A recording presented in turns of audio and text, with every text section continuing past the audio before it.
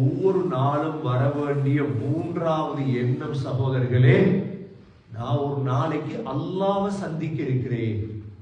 யார சந்திக்க இருக்கிறேன்? நான் நண்பனை சந்திக்க இருக்கிறேன், மனைவியை சந்திக்க இருக்கிறேன், பிள்ளைகளை சந்திக்க இருக்கிறேன் என்பதை விட ஒவ்வொரு நாளும் என்ன வேண்டிய எண்ணம் இது. காலையில் எழுப்பி தாஜ்யத்துக்கு எழுப்பி இந்த இவைகளை நினைச்சு பாருங்க. அல்லாஹ் சொல்றான், அல்லாஹ்வை சந்திக்கிறத நினைப்பாங்களாம். உங்களுக்கு நான் பேசுறது விளங்கும் நினைக்கின்றேன். இது இன்பமான எண்ணங்கள். இதெல்லாம் முதலாவது கியாமத் அல்லாஹ் எழுப்பாட்டுவான் என்ற எண்ணம், இரண்டாவது ஹிசாப் இருக்குது என்ற எண்ணம், மூன்றாவது நான் அல்லாஹ்வை சந்திக்க போறேன் என்ற எண்ணம். இது